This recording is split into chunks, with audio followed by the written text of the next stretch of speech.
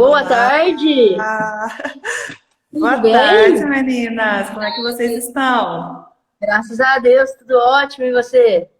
Tô bem, graças a Deus.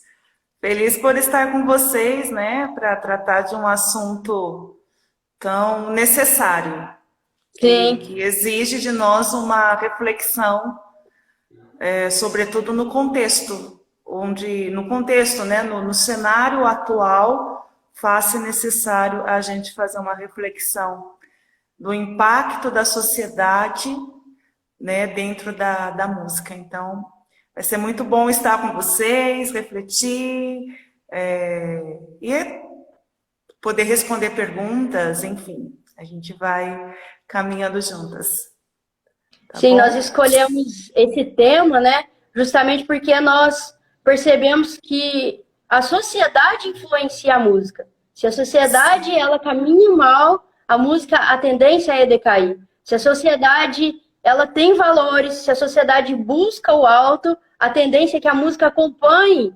esse buscar da sociedade, né? Então, justamente sobre isso que a gente queria falar um pouquinho. Juliana, você pode conduzir uma oração inicial para nós, por favor? Claro. Em nome do Pai, do Filho e do Espírito Santo. Amém. Amém. Vamos juntos invocar o Espírito Santo nesta hora, porque tudo na nossa vida é por graça, é pela força do Espírito. Então rezemos juntos. Vinde, Espírito Santo, enchei os corações dos Corações vossos dos nossos fiéis fiéis e e acendei acendei neles neles o o fogo do fogo do vosso vosso amor. amor. Enviai o vosso Enviai o Espírito, vosso Espírito, e e tudo será tudo criado, será criado, e e renovareis renovareis a a face da face da terra. terra. Oremos, Oremos, ó ó Deus, que Deus, que instruís os instruíste os corações corações dos dos vossos vossos fiéis, fiéis com a com a luz do luz Espírito do Santo. Espírito Santo. Fazei que Fazei que apreciemos apreciemos retamente retamente todas as todas coisas, as coisas, segundo o mesmo segundo o mesmo Espírito, Espírito, e e gozemos gozemos sempre da sempre sua da sua consolação. consolação. Por Por Cristo, Senhor Cristo, nosso. Senhor nosso. Amém. Amém. E a Virgem Maria, ela que é a medianeira de todas as graças, a Virgem que sabe ouvir, que ela possa também nessa tarde interceder por nós, para que pela graça do conhecimento, de adentrar e aprofundar na verdade, as nossas talhas se encham nesta tarde, da graça do vinho novo. Ave Maria, cheia de graça, o Senhor é convosco. Bendita sois vós entre as mulheres, e bendito é o fruto do vosso ventre, Jesus. Santa Santa Maria, Mãe de Maria, Mãe de Deus, Deus, rogai por rogai nós, por nós, pecadores, pecadores, agora e na agora hora de e na hora nossa de morte. nossa Amém. morte. Santa Cecília, Rogai por nós. em nome do Pai, do Filho e do Espírito Santo. Amém. Amém. Eis-me aqui. Bom, a gente Por hoje queria pedir, começamos.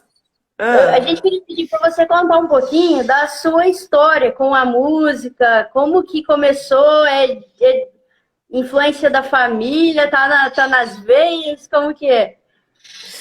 Tá, eu gosto assim de contar a minha história com a música desde da data do casamento dos meus pais, né? Porque os meus pais se casaram no dia 22 de novembro de 80, 1980, e é a data que se celebra a festa de Santa Cecília, padroeira dos músicos. Então eu já vejo aí como uma profecia na minha vida a música, né?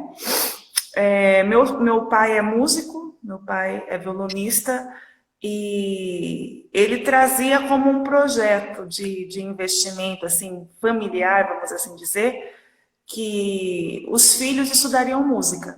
Os filhos seriam incentivados a estudar música.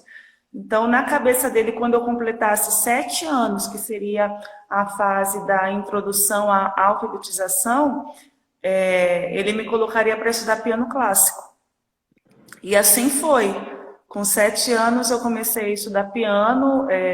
Eu não tinha assim noção se eu tinha dom, se eu não tinha dom, se eu tinha, porque eu era uma criança, né, de 7 anos e com o comportamento próprio de uma criança, né, que quer brincar e tudo mais.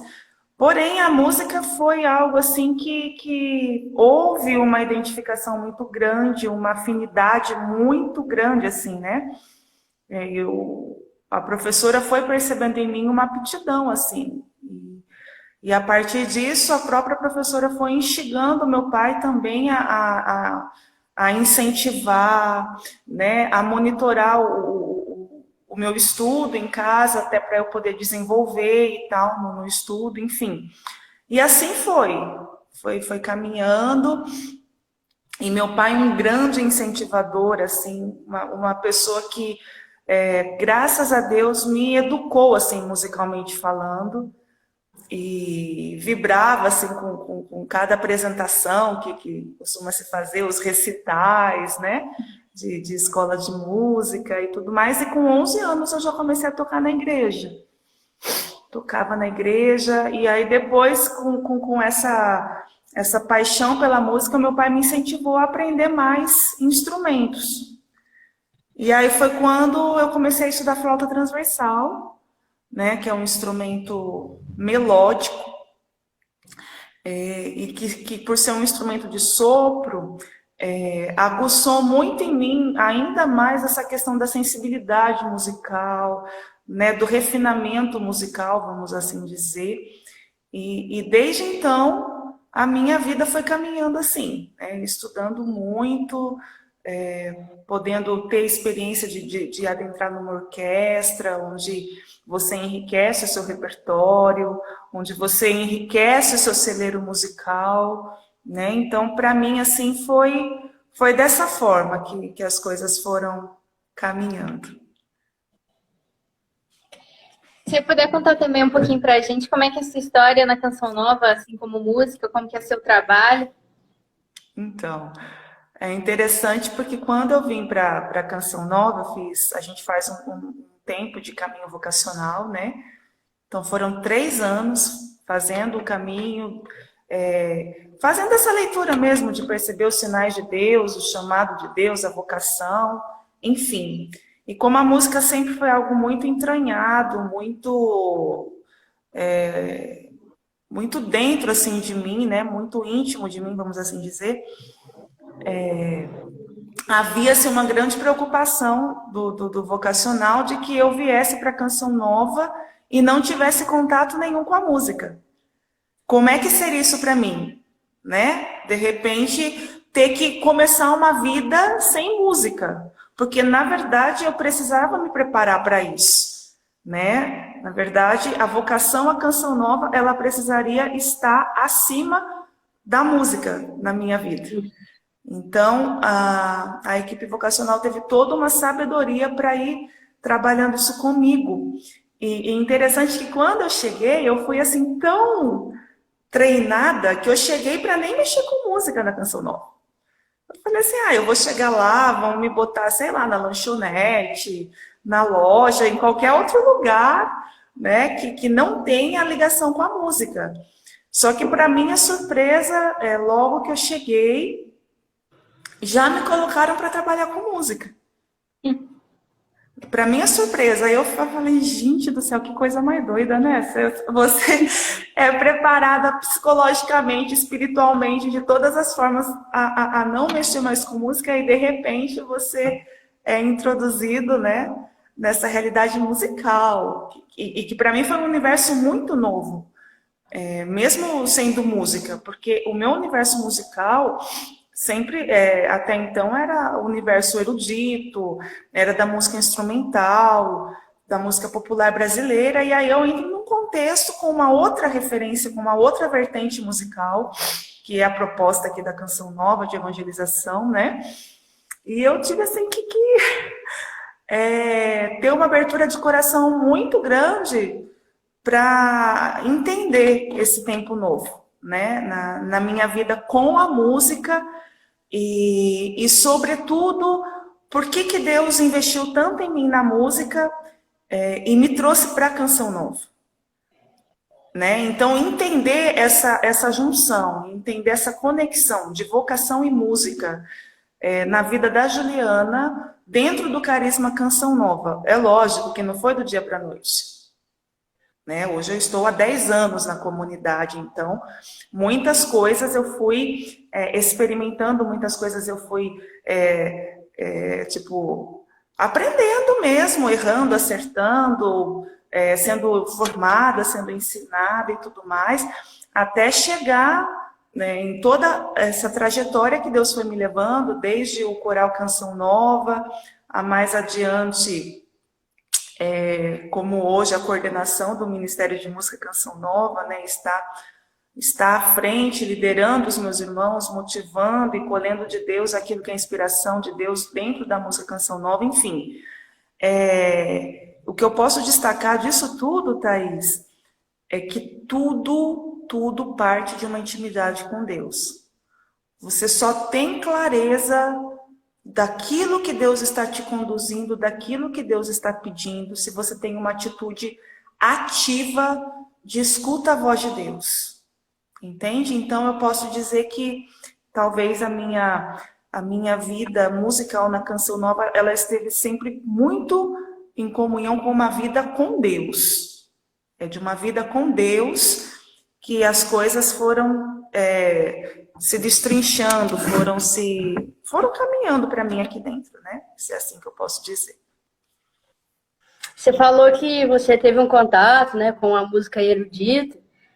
Você podia falar para a gente um pouquinho dessa, vamos dizer, disparidade entre o que era a música no início, né, e o que é a música hoje, né? Assim, as mais tocadas que a gente vê aí no mundão afora. Um pouquinho sobre essa realidade, né? Essa mudança. Como que você vê isso? É um assunto que sempre dá muito pano para manga, né, Thaís?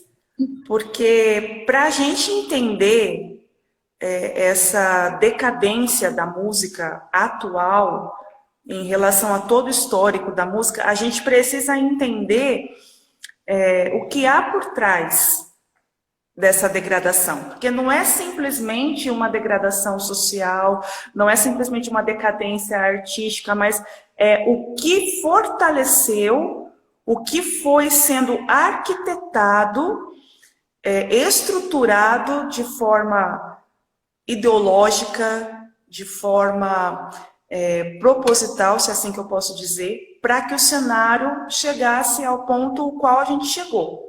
Então, eu começo dizendo, por exemplo, uma das justificativas de que as pessoas não ouvem música clássica, ou melhor dizendo, música erudita, porque é uma música, como que eu posso dizer? É uma música para privilégio de poucos, é uma música elitizada, elitista. Mentira! Eu sou filha de pedreiro e dona de casa. Eu sou filha de pedreiro, dona de casa, estudei música clássica, estudei piano, estudei flauta. Meu pai comprou a minha flauta transversal trabalhando de domingo a domingo, construindo muitas casas, entende? Então, essa desculpa de que é uma música elitizada é conversa para boi dormir. Eu já começo desmistificando isso porque eu sou prova autêntica, que eu venho de uma família simples, de uma família de classe média baixa, e eu não fui privada de ter acesso ao conhecimento da música clássica. Isso é um ponto. Um outro ponto, que eu acho que é o ponto-chave, Thaís, a gente vive hoje um ataque muito grande à estrutura familiar.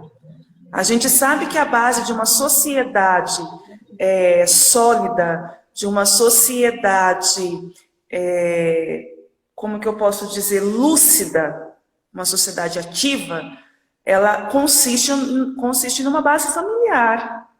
Então, por exemplo, eu venho de uma base familiar onde meus pais não deixavam eu assistir novela quando eu era criança, meu irmão e eu não assistíamos novela, meu irmão e eu não assistíamos nenhum tipo de programação que pudesse, na nossa infância, gerar uma malícia em nós. Porque tudo hoje é muito precoce. Você vê, por exemplo, crianças extremamente já sendo conduzidas a uma mentalidade maliciosa. Tem-se uma investida nas nossas crianças para que se tire da criança aquilo que é a pureza, aquilo que é a inocência própria da criança. E os meus pais fizeram todo um trabalho para preservar isso em mim e no meu irmão. Tanto que meu irmão e eu muitas vezes fomos ridicularizados por muitos, porque a gente assistia muito a TV Cultura na época, a gente não assistia a Rede Globo, enfim. Então, os meus pais, eles foram os nossos mentores, os nossos educadores. Então, parte também dessa postura ativa de comprometimento dos pais na educação dos filhos. Então, eu aprendi a ouvir música clássica com meu pai, que era pedreiro. Eu aprendi a ouvir chorinho, que é uma riqueza da música instrumental brasileira, com o meu pai.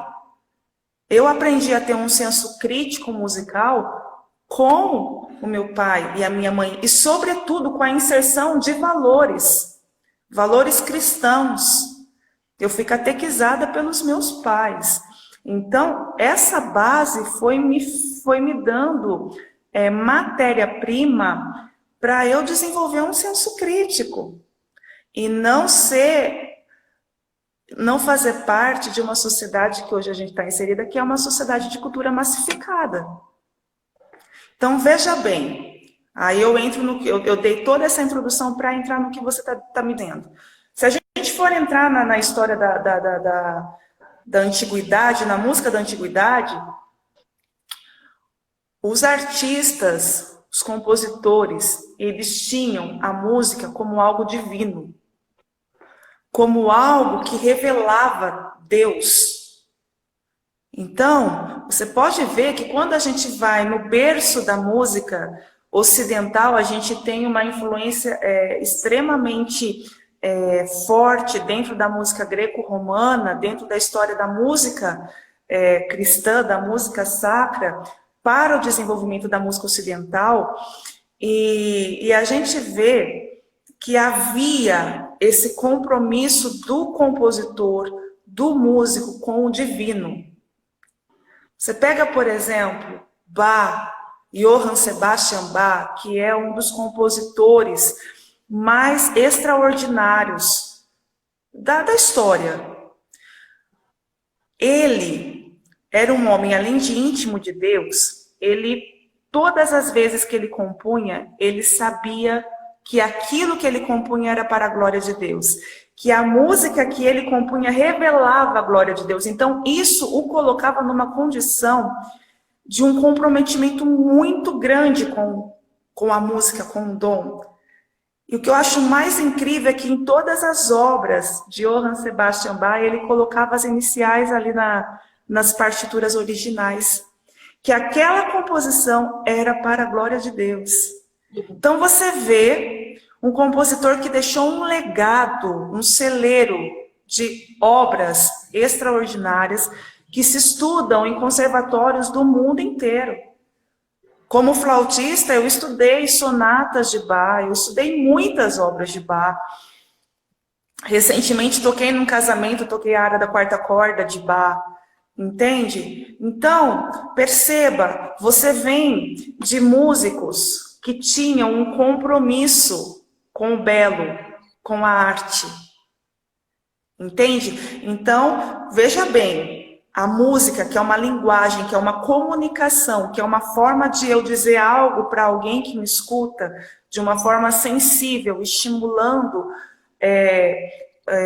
a audição, ela é uma arma poderosíssima para eu levar aquilo que eu quero levar. Eu comunico aquilo que eu quero comunicar. Então você percebe que aquilo que revela o divino, aquilo que e se revela o divino, obviamente me leva para o divino. Certo? Então, aquilo que era ricamente agregado de valores, de base cristã, se tornou, obviamente, uma ameaça para aqueles que vêm com uma ideologia contrária ao cristianismo, à proposta de vida cristã. Então você percebe que aquilo que é uma ferramenta que revela o belo passou a ser uma ferramenta que distorce, que corrompe, a beleza. Então deixou de ser música, deixou de ser arte. Se tornou um instrumento de manipulação a um sistema ideológico. Isso é claro. Então você perceba que a gente está num contexto onde se massifica todas as coisas. Por quê? Porque querem que hoje em dia as pessoas pensem iguais, as pessoas tenham uma mentalidade igual. Entende? Aí você vai vendo o reflexo disso em tudo. Você vai vendo o reflexo disso numa educação decadente. Se a gente for ver em que lugar de ranking que o Brasil está a nível de educação, é vergonhoso. É vergonhoso, porque aí você para pensar que a pessoa, se ela sabe ler ou não, ela é aprovada. Olha que ridículo. Entende? Aí você quer equiparar, por exemplo, que todos estão no mesmo nível de conhecimento, de inteligência, porque todos são iguais, porque todos devem pensar igual. Aí eu pergunto a você, Thaís, como é que vão se levantar os gênios? Como é que se vão levantar aqueles que mudaram a história? Como é que se vão levantar outros Mozart, outros Beethoven, outros Bach, outros Leonardo da Vinci, outros Michelangelos? Onde vai se levantar? Entende? Então a gente está num tempo onde estão se engaiolando muitos talentos que talvez não vão ser descobertos. Por quê? Revela por baixo, né? Exatamente. E aí, se você não tem uma estrutura familiar que te preserve desse cenário caótico, se você não tiver uma base. Então, assim, não é uma questão de buscar, esse fulano é culpado, ciclano é culpado. Não é. Nós estamos imersos nessa cultura. E aí a gente vai vendo apologética. Então a gente vê uma cultura de morte, a gente vê uma cultura onde você está ouvindo uma música que te incentiva a fumar maconha, aí você vai ouvir uma música que te incentiva a sair beijando tudo que seja homem ou seja mulher, né? Homem com homem, mulher com mulher, ou o mesmo sexo, ou você vai ouvir a apologia, faça muito sexo, a vida é sua, você faz o que você quiser, você é livre. Então é uma apologia a um prazer irracional. As pessoas estão perdendo a lucidez. Você percebe que a música clássica, ela alimenta em nós uma lucidez fantástica. Eu, por exemplo, quando eu quero ler algo muito complexo, eu leio ouvindo Beethoven, eu leio ouvindo Mozart. Por quê? Porque eu sei que a música clássica, ela ativa o meu cérebro. Ela prepara o meu cérebro para receber conhecimento. Então, ela coloca o meu cérebro em ação. Ela não amortece. Nós estamos hoje recebendo músicas que amortecem, anestesia o nosso cérebro. A nossa capacidade de pensar, a nossa capacidade de racionalizar. E aí o que acontece? Acontece aquilo que a gente vê na história de João e Maria. Então João e Maria vai caminhar pela floresta. E caminha lá pela floresta e chega lá e vê uma casa de doces. Uau! É uma casa de doce, eu posso comer todos esses doces aqui, essa casa. E aí eles começam a comer aquele doce, que delícia, e come loucamente aquele doce. E aí uma senhora que parece ser boazinha vai lá, recebe eles entram ali naquela casa e ela parece que está super cuidando, entupindo aqueles jovens, aquelas crianças de doce. E aí aquelas crianças que eram tão vigorosas, tão cheias de energia, que brincavam, que eram espontâneas, que eram criativas, que inventavam suas brincadeiras, estão lá agora, sem força para se levantar, porque elas estão tão empanturradas, comeram tantos doces que elas foram até se desfigurando, ganharam um peso, o corpo ficou pesado. Então você entende que essa sociedade extremamente hedonista, que incita o prazer, está despertando essa fábula do João e Maria. É gente ali, ó, comendo doce, que é bom comer doce mesmo, de vez em quando eu também como, mas vai comer doce todo dia. Vai ver a reação do seu organismo, vai ver a reação do seu corpo. até porque o açúcar é altamente inflamatório. Então, para você entender, eu gosto assim de entrar a fundo nas coisas, na raiz das coisas, para a gente ser estratégico na forma de combater, porque senão fica só a crítica pela crítica.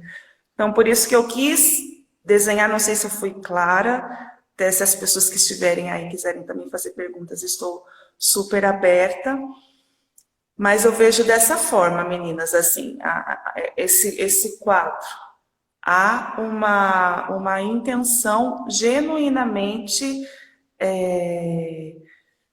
muito arquitetada, onde não é interessante mais que as pessoas sejam inteligentes. Não é mais interessante que as pessoas tenham a sua consciência de unicidade. Então você percebe que Deus, quando Ele nos cria, Ele nos torna criaturas únicas. E Deus nos vê de forma única, em meio a uma multidão. Deus tem um olhar único para cada obra a qual Ele criou. Eu achei tão bonito a Rogerinha dizendo na pregação dela aqui no sábado, de que cada um de nós, quando nasce, é uma melodia de Deus que acontece. É uma música de Deus que acontece, para dizer o quão únicos somos. Então, repare que, dentro de um conceito massificado, onde todo mundo é igual, aonde entra a minha individualidade, aonde entra a minha vocação no meio disso tudo? Então, você vê a degradação de tudo. Porque as pessoas vão se distanciando delas mesmas. Então, se eu estou aqui no mundo, eu estou para quê? Para ser igual a todo mundo? Não há um diferencial em mim?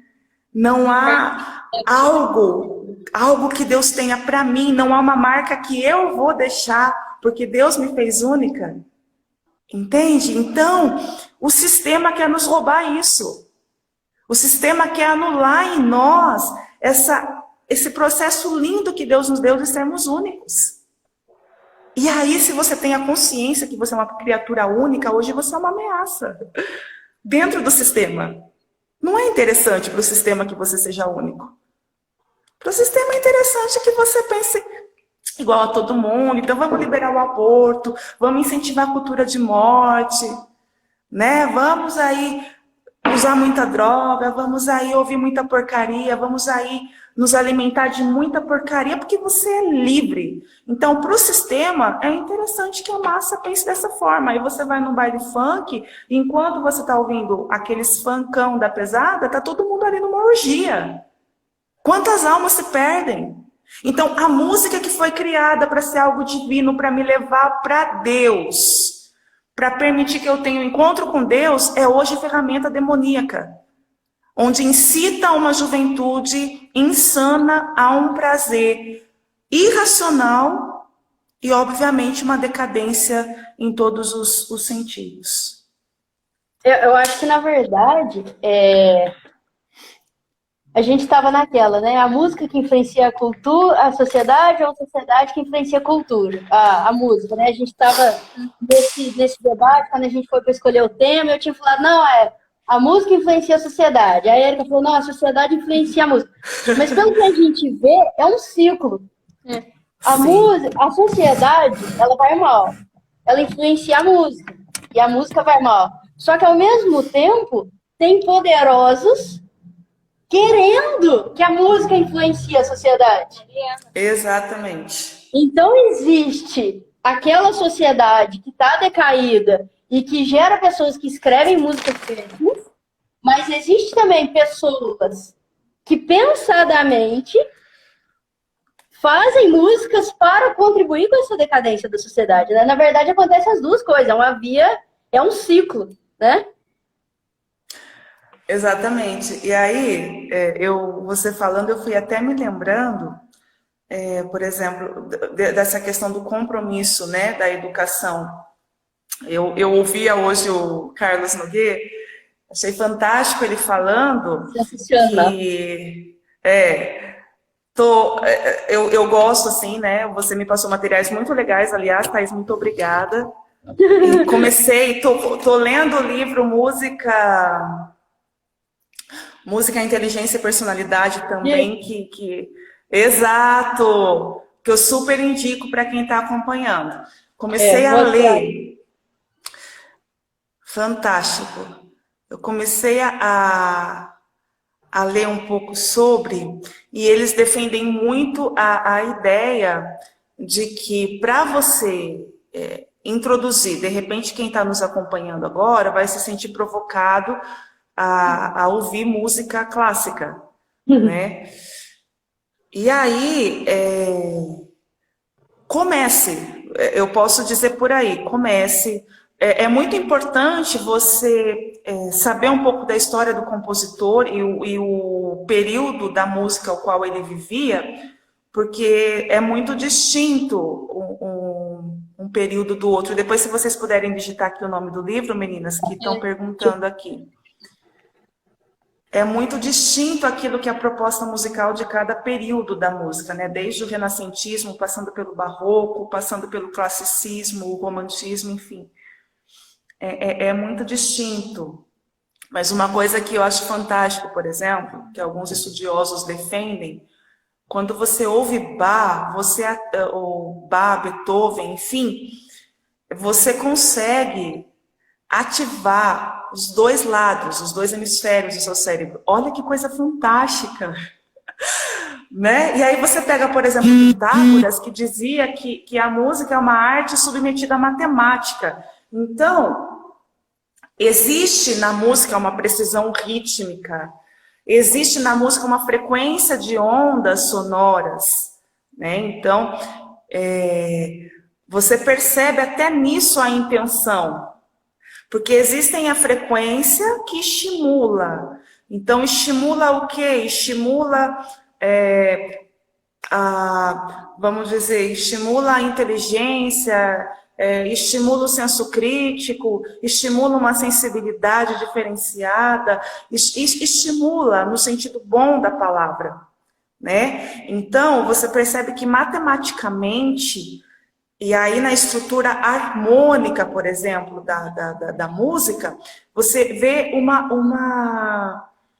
como que eu posso dizer? Um cuidado de combinar cada coisa, a melodia que vem sustentada pela harmonia, que se desenvolve num ritmo, enfim, tudo isso muito pensado, muito estruturado. Porque quando se pensava numa obra musical, por exemplo, a última obra musical de Bach foi uma missa que ele fez em si menor, vocês podem procurar para ouvir. E é interessante porque Bach, ele era protestante. Mas ele tinha um amor profundo, uma admiração profunda pelos requiéms que a gente chamava, né, pelas missas que se faziam assim, os grandes compositores. E aí, no final praticamente da sua vida, ele compôs uma belíssima missa em si menor, tamanha admiração que ele tinha. Alguns até defendem a ideia de que ele se converteu ao catolicismo antes de morrer. Não posso dizer isso com propriedade, porque eu não sei, mas alguns defendem. Mas, enfim, trazendo essa educação de berço, minha sobrinha um dia chegou em casa, na casa do meu irmão, que também é músico, que estuda música até hoje, que tem um senso crítico fantástico também. Ela chegou cantando Anitta, né? Porque ela ouviu na escola, obviamente. Então, os nossos filhos aí estão nas escolas onde as crianças, os coleguinhas ouvem isso, né? Tem pai que não sabe nem o que o filho está ouvindo, né? Às vezes o filho está ouvindo as coisas mais, assim, absurdas, e os pais, por uma falta de comprometimento com a educação, não sabem o que o filho ouve. Mas fecha aí parênteses. E aí, Luísa lá cantando, felizinha e tal, e aí meu irmão e minha cunhada só observando. Obviamente ela não sabia o que ela estava cantando. Uma criança. E aí o meu irmão e a minha cunhada chamaram a Luísa. Lu, você sabe o que você está cantando? Mamãe, eu aprendi essa música na escola com as minhas amiguinhas e tal. Mas você sabe o que você está dizendo quando você canta isso? E aí, eles foram trabalhando com a Luísa uma capacidade de eu não preciso receber tudo que me dão. Então, não é porque as minhas amiguinhas estão cantando isso que eu também preciso cantar, porque o que elas estão cantando não é legal. Por que não é legal? Porque a letra está dizendo isso. E eu não acredito nisso que a letra está dizendo. Então, olha que fantástico o processo de educação. Eu crio na pessoa uma capacidade de confronto. Não é aquela coisa, tipo assim, o tabu pelo tabu, você reprimir o negócio assim. Não é. Mas é você ter uma postura inteligente, uma postura racional diante daquilo que você está recebendo enquanto alimento. Então, a Luísa, a partir daí, ela foi desenvolvendo até hoje. Qualquer coisa que passa por ela, ela começa a fazer uma análise da letra. E hoje ela tem 10 anos, extremamente inteligente, super artística, super sensível à arte, enfim. Então, percebe? Olha que bonito que é o compromisso com a educação. Eu não vou chegar gritando com a criança, vai ficar cantando Anitta aqui em casa. Isso aí não é coisa de se fazer, menina. Você vai assustar a pobre da criança. Que tá assim, nesse contexto de mundo, né? Não tá numa bolha, não tem como você botar o seu filho numa bolha para ele ir para a escola e voltar. Ele tá imerso, né? Então, tipo assim, você trabalha no amor, gastando tempo, investindo. A educação, ela passa pelo amor. Então, é um compromisso que você tem de formar o outro, de dar o melhor, a base da verdade para o outro, poder construir e alicerçar a sua vida. Olha que fantástico, né? Que bonito que é isso. Se a gente for aprofundando nisso, a gente vai longe, né? Uma coisa que eu queria comentar também, você falou assim, quando você vai ler alguma coisa muito complexa, vai estudar alguma coisa muito difícil, que você coloca música clássica, né? E realmente eu queria pedir para você comentar um pouquinho sobre esse poder da música no cérebro. Tanto é que na Bíblia fala, né, o rei Saul, né? Quando ele estava atormentado, ele pedia para Davi tocar harpa para ele, né? Sim, sim. Eu sou uma pessoa que eu tenho uma mente que não para de pensar. Eu tenho uma natureza muito reflexiva, assim. Então, o tempo todo eu estou pensando em alguma coisa. O tempo todo eu estou refletindo em alguma coisa. E, às vezes, para eu começar a ler um livro, até eu desligar a minha cabeça, ou às vezes até mesmo para rezar, até eu desligar a minha cabeça de tudo que ela está ali pensando e arquitetando, é um processo. Então, eu uso da música para a música desacelerar o meu cérebro, descansar a minha mente, porque a gente tem muitas vezes uma gama de informações muito grande, de estímulos muito grandes, assim, que parece que a nossa mente ela não descansa. E quando você vai ler, quando você vai estudar, você tem que ter um grau de concentração muito grande, né? Senão você está ali fazendo, você está lendo e nem lembra o que você leu. Aí você vai sentar para, sei lá, estudar uma partitura, uma música e parece que você está tocando por tocar. Então, eu gosto de usar da música clássica nessa hora, primeiramente para dar uma desacelerada. A música clássica, ela tem o poder de estabilizar as emoções, para mim, de descansar a minha mente e de colocá-la como que eu posso dizer assim, num refrigério e de torná-la assim mais pronta para receber uma informação, como e a receber e absorver uma informação, no caso, uma leitura que vai trazer para você conhecimento, que vai agregar conhecimento. Dentre outras tantas coisas que a gente tem o poder da música, e tem um exemplo muito legal aqui na Canção Nova. O padre Aloísio é um padre que gosta muito de música clássica. E quando a gente morava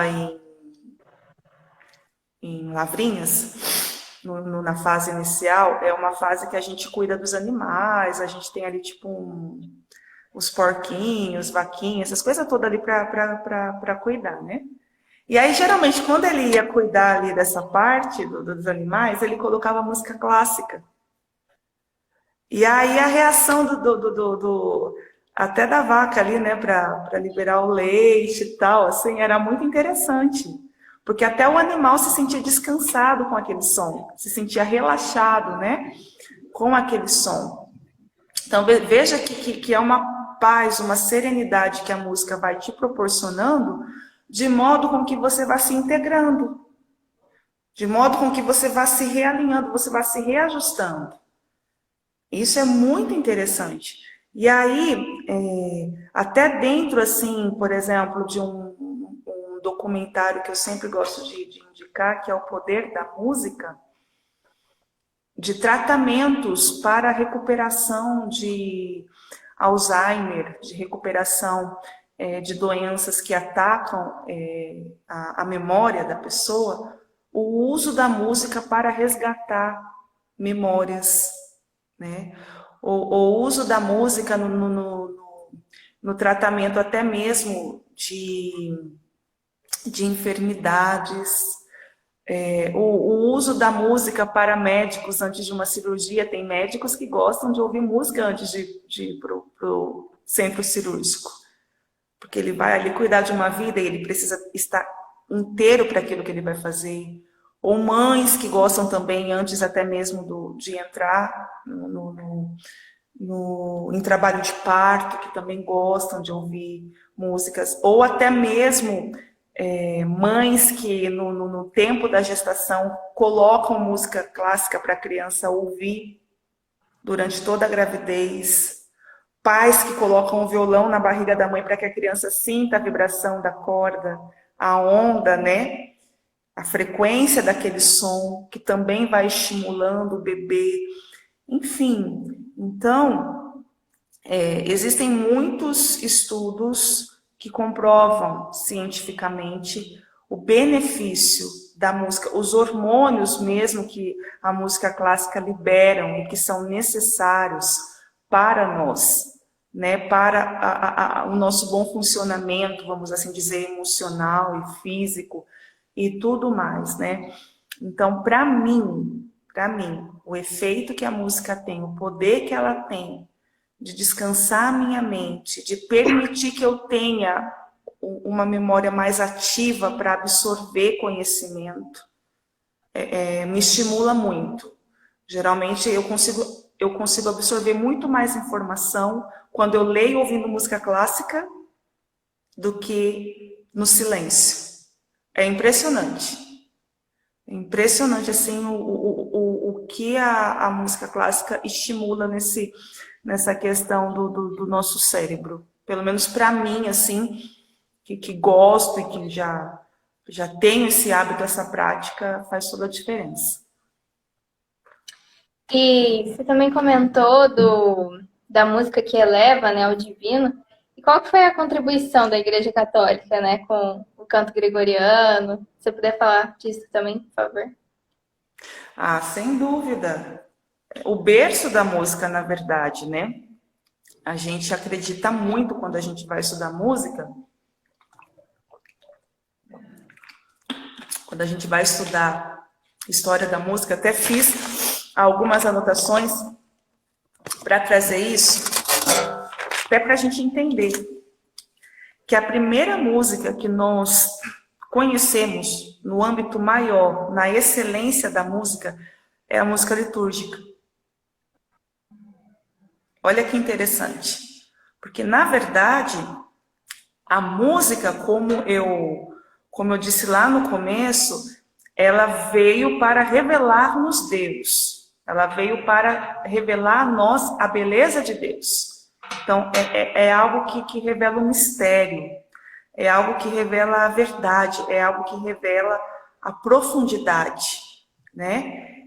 E aí, estando ela a serviço da liturgia, a música ocidental, que é a nossa música, ela foi fortemente consolidada pelo cristianismo. Então, por exemplo, quando a gente pensa na música gregoriana, a gente vai pensar na história da música na antiguidade, onde a gente não tinha essa questão de tons, como a gente tem hoje a música tonal. Então, a gente tinha a música modal, que eram músicas construídas em notas com pouco distanciamento de som e não se tinha também uma fluência de ritmo. Então, era a melodia sustentada pela letra e era uma letra que já estava em consonância com a liturgia. Entende? Então, a base da música bizantina, da música gregoriana, era justamente estar a serviço da liturgia, e estando a serviço da liturgia, obviamente, me levava para o divino. E mesmo com a evolução da música, porque aí com, por exemplo, Palestrina, a gente entra no tempo da música polifônica. Então, começa a juntar a fusão dos sons, dos grupos de som. Então, há uma expansão de sonoridade, vamos assim dizer, né? A partir, então, da música polifônica dentro da igreja. E a partir daí, obviamente, novas sensações, novas percepções dentro da música, ela vai amadurecendo, ela vai crescendo. Mas perceba, a base sempre ali, para nós na música ocidental, é a música greco-romana. Entende? Mesmo quando Bach introduz, por exemplo, a música tonal, que passa a ter essa questão da música em tons maiores, sustentada por acordes, sustentada por uma harmonia, tons menores.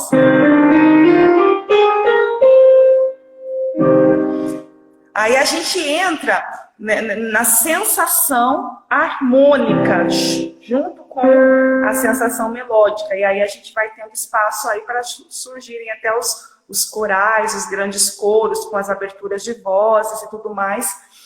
E o mais bonito, por exemplo, das obras de Johann Sebastian Bach é o Cravo Bem Temperado, onde Bach fez uma música, um estudo, para cada um dos 12 tons. Então, se você for procurar essa obra de Bach, coloca lá o Cravo Bem Temperado. Por exemplo, a gente ouve isso aqui, né?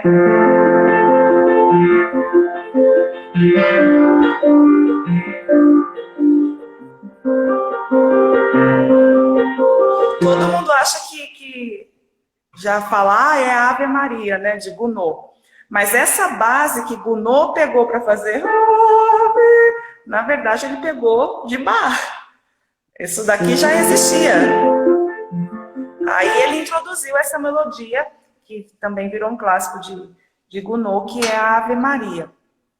Mas para dizer a vocês que nesse caminho todo de evolução, passando pelo renascentismo, chegando na música barroca, onde a gente tem essa sensação de música tonal, se tem esse compromisso do compositor com o divino. Por isso que eu quis começar a nossa live falando dessa realidade do sistema que tirou o crucifixo da escola, que gerou crise de fé na Europa, que igrejas da Europa hoje estão se tornando museu e que estão tudo parado. Então você vê que tira-se o divino do centro. Se eu tiro o divino do centro e a música que vem caminhando, a música que vem caminhando a serviço do divino, a serviço da beleza, se o divino deixou de estar no centro, qual que é a finalidade da música então hoje? Esse é o ponto de reflexão.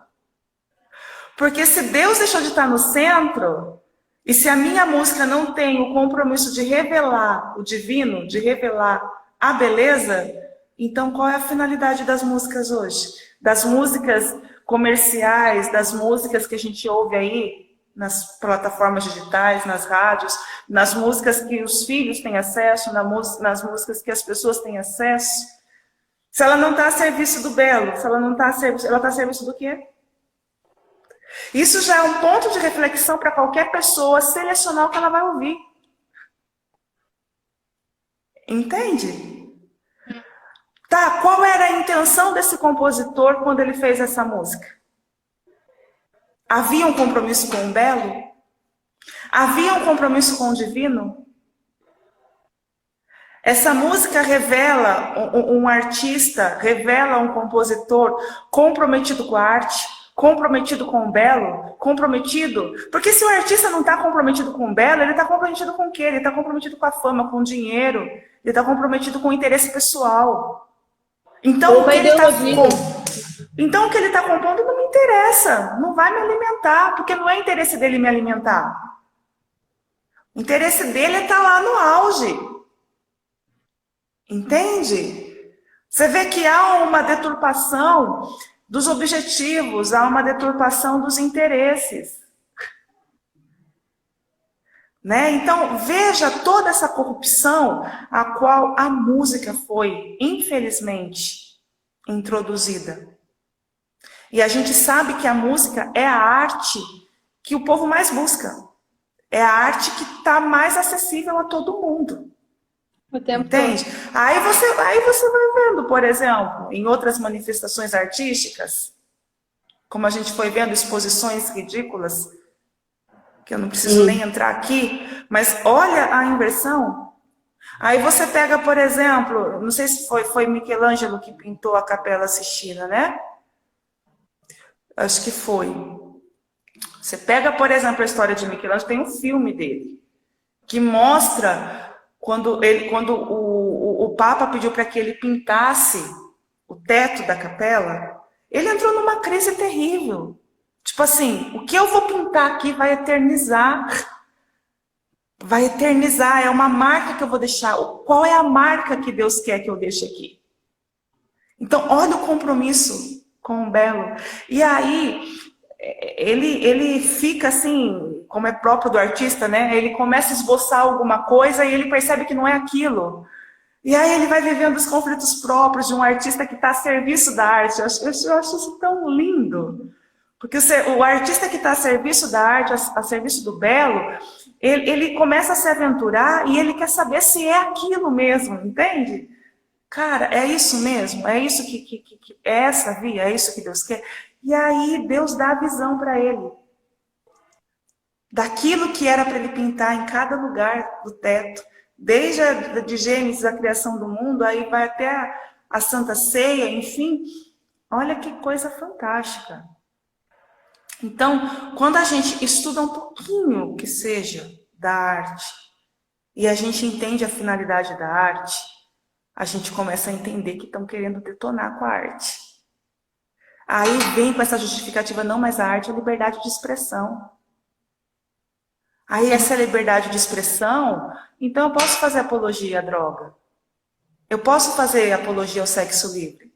Porque a arte é liberdade de expressão.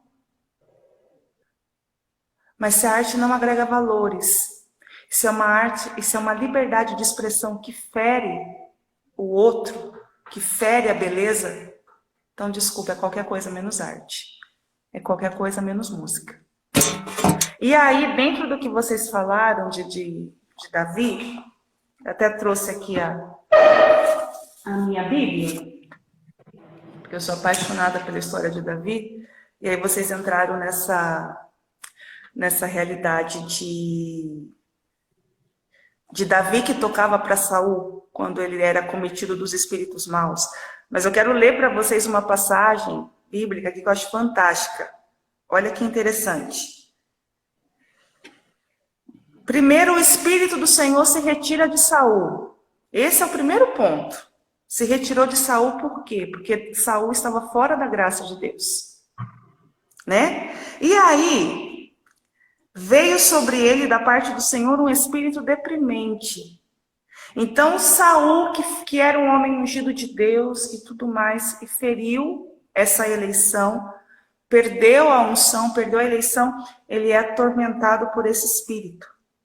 E aí, os oficiais de Saul disseram-lhe, Estás sofrendo de um espírito deprimente enviado por Deus. É só falar, nosso Senhor, que teus servos prontos a teu serviço procurarão alguém que saiba tocar cítara.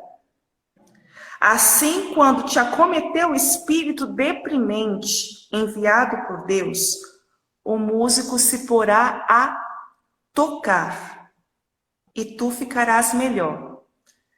Disse Saul a seus servos: providenciai-me alguém que saiba tocar bem cítara e trazei-o a mim. Que saiba tocar bem. Eu acho fantástico esse detalhe de saber tocar bem. Não basta saber tocar. Porque tem muita gente que fala, né? Ah, eu sei tocar. Ah, eu faço, né? Eu componho, eu sei lá, né? Parece que hoje ficou tão fácil tocar e compor, que todo mundo toca, todo mundo compõe, né? Ficou até meio assim, né? Parece que hoje a música ficou, de repente a música ficou fácil, né? Pra gente que estudou música, que estudou assim anos e anos e anos, aí de repente você vê alguém que vem pra você e fala que sabe tocar.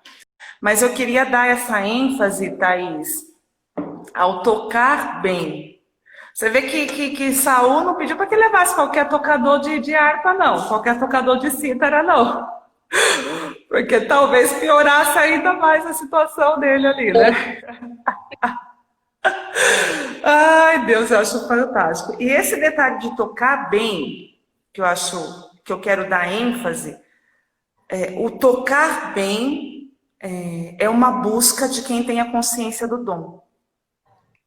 Então, para quem é músico, entendeu, não, Deus me deu, Deus me elegeu, Deus me escolheu. Então, se Deus me deu o dom, eu me coloco numa postura de compromisso com o dom, para que de fato eu possa tocar bem. Porque a palavra diz que eu não posso tocar de qualquer jeito.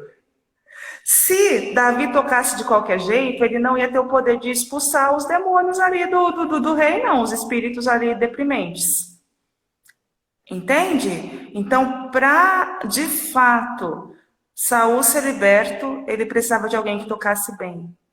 E o tocar bem, trazendo para o nosso âmbito, passa por uma consciência do dom, um compromisso com o dom, uma vida íntima com o doador do dom, com Deus.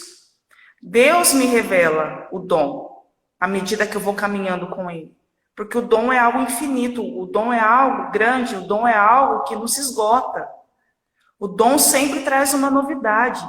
Eu não posso pensar no dom como algo que eu coloco num potinho, como numa caixinha. E aí eu desenvolvi o dom, eu já estou tocando bem, já sou eu, o máximo dos máximos, do the best, tal.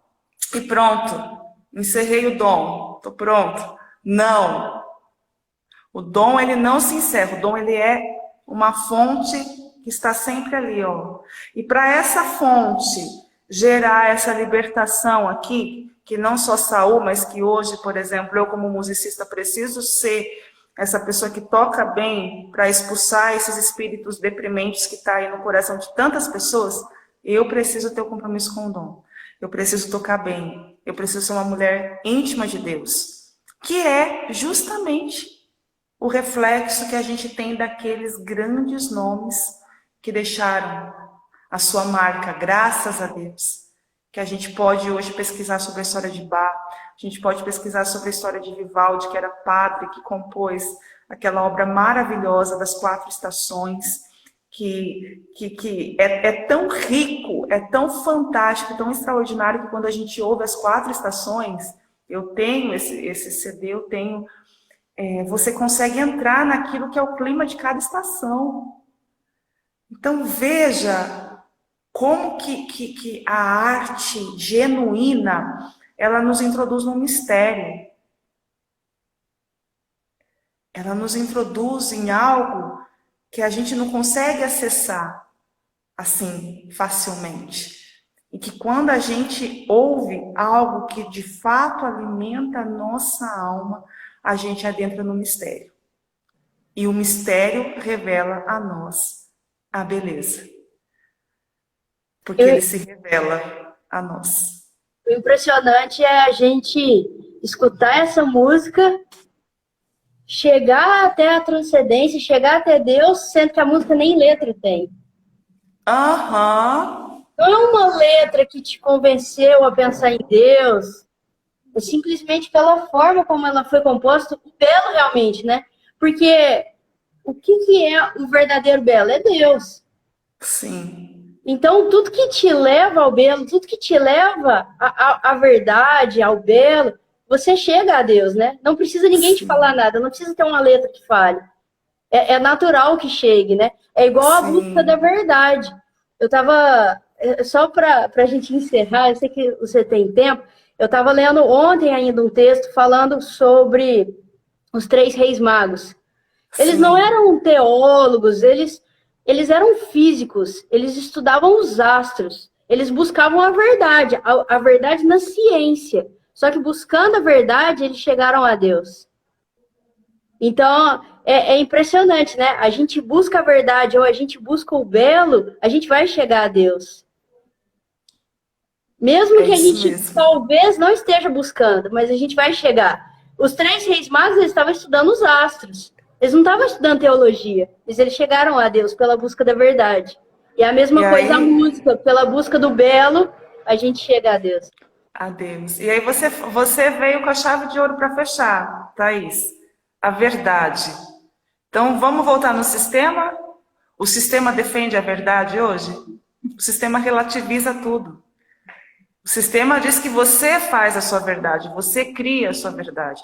Então, você vê que enredamento que a sociedade foi sendo colocada, e se a sociedade não acordar, minha filha, para essa real, se a sociedade não acordar, talvez seja tarde demais. Então, que bom que a gente pode, nessa hora, fazer uma reflexão como essa e entender quando Deus pensou na música. Por que ele pensou na música?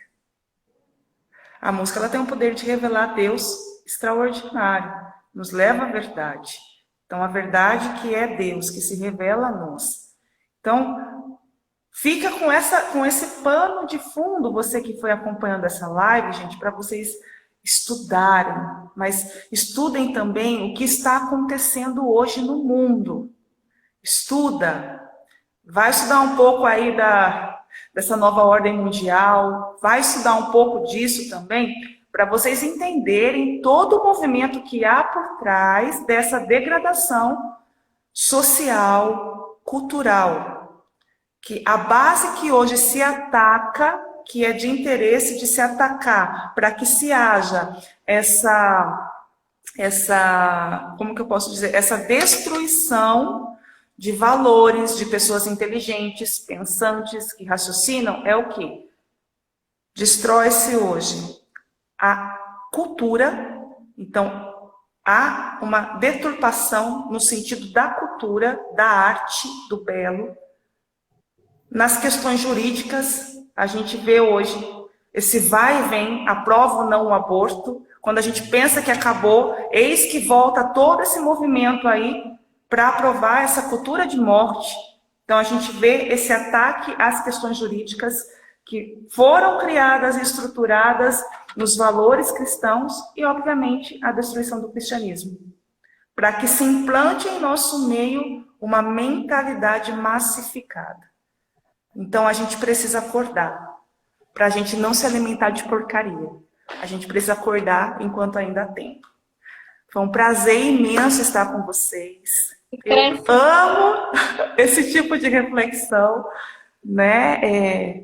E que bom que as pessoas... Você vê, por exemplo, tem live, as piores lives que a gente pode imaginar que tem bilhões de pessoas que vêm, né? Infelizmente. E que a busca pelo conhecimento são poucos que fazem, né? Então, talvez poucos sobrevivam a essa cultura de morte que a gente está inserido, mas que nós sejamos semeadores da verdade. Quero provocar a nós que buscamos, que defendemos a verdade, que nós sejamos semeadores da verdade.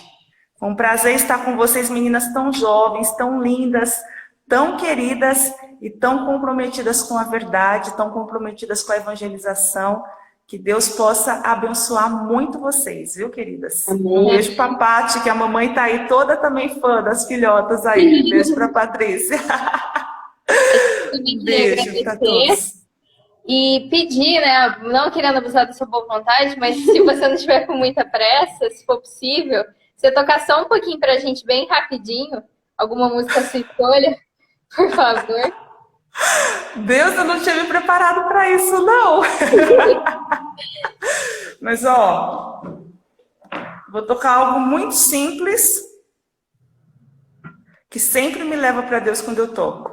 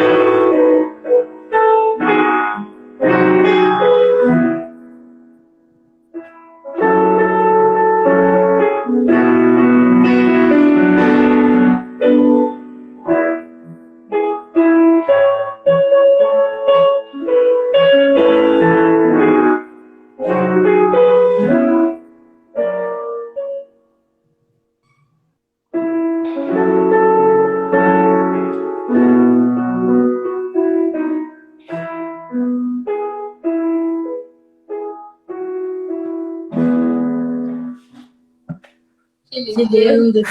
Muito obrigada, Ju. Imagina, Deus abençoe vocês, viu? Um beijo. Muito obrigada.